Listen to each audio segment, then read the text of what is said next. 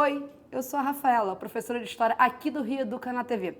Sou uma mulher branca, de cabelos curtos e escuros. Hoje estou usando uma blusa verde com detalhes em amarelo. Estamos aqui no estúdio da Multirio. Bem-vinda à nossa aula. Mas antes de começar a nossa aula, vamos bater aquele papinho rapidinho? Vocês sabiam que a Constituição ela é a lei mais importante aqui do nosso país? Ela é a norma que vai ajudar, na verdade, na elaboração de outras leis. Por exemplo, quem pode escrever, qual o conteúdo mínimo, tudo isso ela vai alinhavar todas as outras leis, que as leis estaduais, as leis municipais, os estatutos, tudo isso tem fundamentos na Constituição. Mas você sabe exatamente o que é a Constituição? Como eu falei, ela é a lei máxima do país. É nela, por exemplo, que estão nossos direitos, mas também nossos deveres. E tem um detalhe muito importante sobre a Constituição, que você tem que ficar muito ligado. Ninguém está acima da Constituição. Nenhum cidadão brasileiro está acima, nem o presidente. Aliás, tem um regime político onde o monarca, aliás, o governador, está acima da lei. Ele se chama absolutismo. E eu dei até um spoilerzinho para vocês. E o governante do sistema do absolutismo é o rei. E o Brasil, ele não é absolutista. O Brasil, ele é uma democracia. Então, eu vou falar mais uma vez para você aí de casa. Ninguém está acima da Constituição. Nós não temos um rei, nós temos um presidente. Ele também obedece à Constituição. Você reparou que eu estou falando muito de Constituição, então sim, um dos temas da nossa aula é a Constituição de 1988, a chamada Constituição Cidadã, que é a que está atualmente em vigor aqui no Brasil. Então, a gente vai, na verdade, ver como é que estava esse Brasil num pós-ditadura militar até a primeira eleição do primeiro presidente pós-ditadura. Então, vamos conferir essa aula?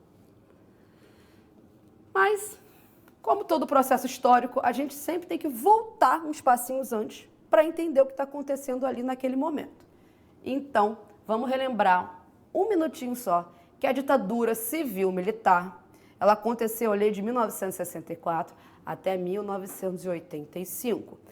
Foram 21 anos marcados por autoritarismo, censura, falta de liberdade partidária, falta de liberdade entre os cidadãos e a não votação, ou seja, a gente ficou 21 anos sem poder eleger diretamente um presidente. Esse presidente era eleito por um colégio eleitoral e, lembrando, somente militares foram presidentes até 1985. Só que, no finalzinho da ditadura, no governo do Ernesto Geisel, ele vai propor uma abertura política, uma abertura lenta, gradual e segura nos termos dele. Em 1979, o último presidente assume, que é o Figueiredo. Em 79 também vai ter a lei da anistia. O que é essa lei da anistia? A lei da anistia ela vai anular os crimes políticos que ocorreram durante a ditadura, de 64 até 79. Mas tem um detalhe, ele, além dos crimes políticos, das pessoas que foram obrigadas a se exilar ou que foram exiladas em si, também vai perdoar os crimes dos torturadores, que é um grande problema até hoje aqui para o Brasil. Mas a ditadura está começando a acabar aqui no Brasil. Em 1982, a gente vai ter a primeira eleição para governadores em muitos estados. Só que um pouquinho antes disso, o próprio Figueiredo vai fazer uma grande reforma partidária, vai acabar com o bipartidarismo. Vamos lembrar rapidinho. Na ditadura só tinham dois partidos, o Arena, o Partido da Situação, e o MDB, a oposição consentida. O Arena vai virar o PDS e o MDB vai virar o PMDB. Mas outros partidos também vão surgir, como, por exemplo, o PDT, do Leonel Brizola, e o PT, que é um partido de trabalhadores, ligados muitos a causas operárias. Então, durante essa eleição de 1982, o PMDB vai ganhar em vários estados do Brasil. Mas aqui no Rio de Janeiro, quem vai ganhar é o PDT do Leonel Brizola. E com toda essa efervescência, vai começar a nascer a ideia de quê? De eleições diretas para presidente. Sobre as perspectivas de umas eleições diretas, o deputado mato-grossense Dante de Oliveira vai escrever uma emenda justamente para que nós aqui pudéssemos voltar a votar para presidente. Vamos conhecer o Dante de Oliveira? Gente, esse é o deputado mato-grossense Dante de Oliveira, que ele vai apresentar essa emenda em 1983. A proposta previa ainda o fim do colégio eleitoral e que, se ela fosse aprovada, como eu falei, o voto direto ocorreria nas eleições de 1985. Assim nasceu o movimento das diretas já. Esse movimento contou com a participação de partidos políticos, representantes da sociedade civil, artistas e intelectuais.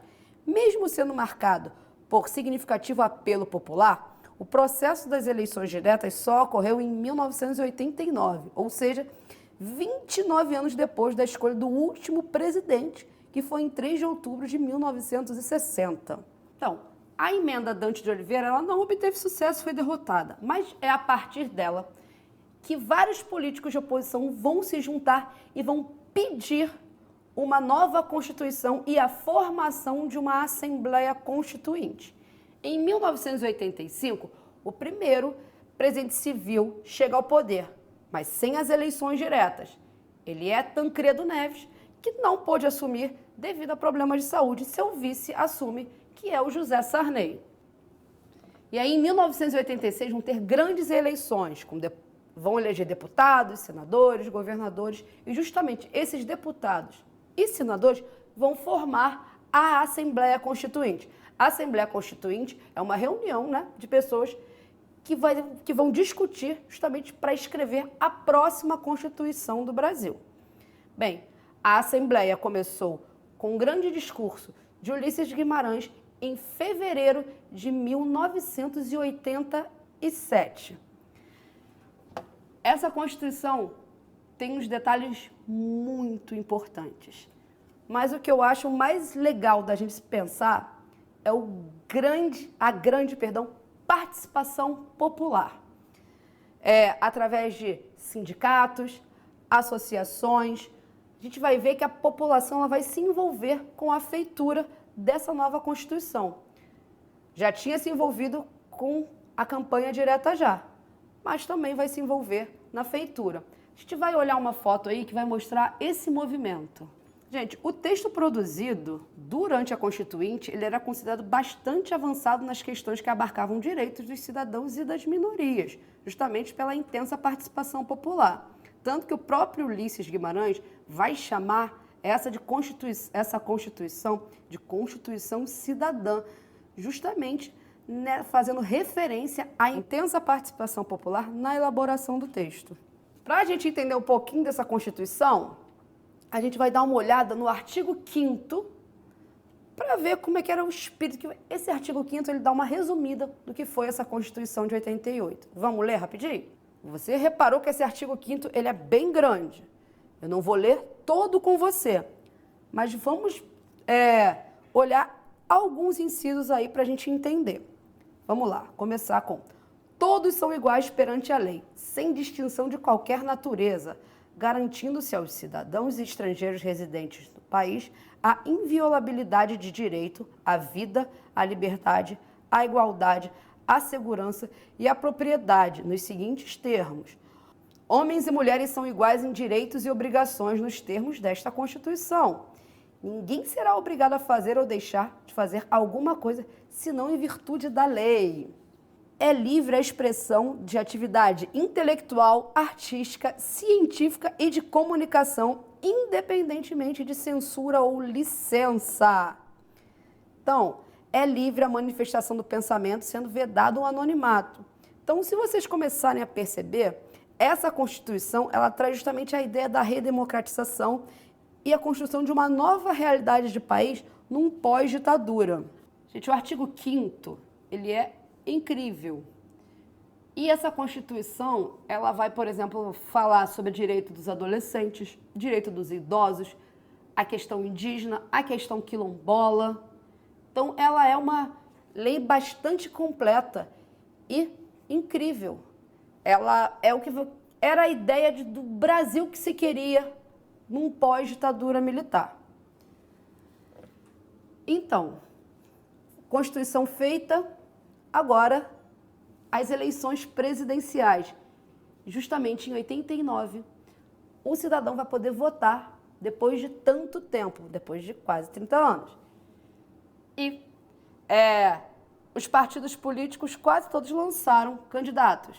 Tanto que você teve mais ou menos 22 candidatos à presidência da República. Imagina, olha como seria esse debate. Brincadeiras à parte, você teve candidatos que já eram tradicionais, como Paulo Maluf, você teve o próprio Leonel Brizola, teve o Lula, teve o Ulisses Guimarães, mas um cara em especial a gente tem que dar uma olhada. Esse cara que se apresentava como algo novo, como um outsider, alguém que não queria fazer uma política tradicional. Esse cara é o Fernando Collor de Mello e é ele quem vai ganhar as eleições de 1989. Vamos conhecer quem é o Fernando Collor de Mello? O Collor, ele era um político alagoano que, por meio de influência da sua família, chegou até o cargo de governador de Alagoas. O sinal mais claro de que Collor não era um dos favoritos na disputa é que a sua candidatura ocorreu pelo inexpressível PRN. Em sua campanha presidencial, Fernando Collor representou o liberalismo e a modernidade, prometendo prender os corruptos e acabar com a inflação do país. Era o caçador de marajás. O Brasil vivia, nesse momento, uma grande crise econômica com a inflação altíssima. Mas, após a eleição, o povo tinha esperança de que essa situação fosse melhorar, principalmente porque o Collor ele vai lançar o Plano Collor. O Plano Collor consistia, basicamente, em confiscar as poupanças dos cidadãos brasileiros. Imagina você, aí, na época, você pode perguntar aos seus avós, seus pais, quem tinha o dinheiro no banco já não tinha mais. Ele foi confiscado pelo governo. E óbvio que isso vai gerar uma revolta generalizada na população. Então vai ser, nesse momento do pós-ditadura, a população vai às ruas pedir o impeachment de Fernando Collor de Mello. E esse movimento vai ficar conhecido como o movimento dos caras pintadas. A gente vai ver uma foto para começar a entender esse movimento. Gente, o processo de impeachment vai ganhar força com o Fora Collor. Movimento promovido por jovens que ficaram conhecidos, como eu falei, como caras pintadas. Esse movimento demonstrou a importância da participação popular nos processos democráticos. E o Collor foi cassado, perdendo seus direitos políticos por um prazo de 8 anos. Mas você aí de casa, sabe o que significa impeachment? Bem, impeachment é um termo em inglês que traduzido é como se fosse impugnação do mandato. O que é isso? Significa que o presidente, por exemplo, ele vai ser cassado, ele vai ser retirado do seu cargo. Isso que significa impeachment. O impeachment também está previsto na Constituição de 1988. Vamos olhar o artigo que trata do impeachment? Os artigos 85 e 86 mostram justamente o que são crimes de responsabilidade, o que pode levar ao impeachment de um presidente. Vamos ler, não vai dar para ler tudo, como vocês podem observar, porque é um artigo grande, mas a gente lê um pouquinho só de cada coisa. Artigo 85, são crimes de responsabilidade os atos do presidente da República que atentem contra a Constituição Federal e especialmente contra a existência da União, o livre exercício do poder legislativo, do poder judiciário, do Ministério Público e dos poderes constitucionais das unidades da Federação, o exercício dos direitos políticos individuais e sociais, por exemplo, a lei orçamentária, cumprimento das leis e decisões judiciais. Tudo isso está abarcado aí na Constituição de 88. Vamos deixar uma coisa bem clara aí para você de casa. Um impeachment, ele só pode ocorrer quando tem um crime. E esse crime está previsto lá na Constituição de 1988. Quando um presidente legitimamente eleito é cassado seu mandato sem ele ter cometido um crime, o nome disso é golpe. Vimos na aula de hoje como foi esse Brasil um pós-ditadura. Vimos a Lei da Anistia de 1979, vimos a Constituinte, a Constituição de 1988, as primeiras eleições e também o processo de impeachment de Fernando Collor. Hoje está acabando, mas não sem antes um desafio. Vamos ver o desafio aí na tela? Então, falamos muito do surgimento de uma nova Constituição. Então, eu estou desafiando você aí de casa a pesquisar quais leis importantes surgiram justamente dessa nova Constituição, a Constituição Cidadã de 1988. Eu vou ficando por aqui. Até a próxima e tchau, tchau.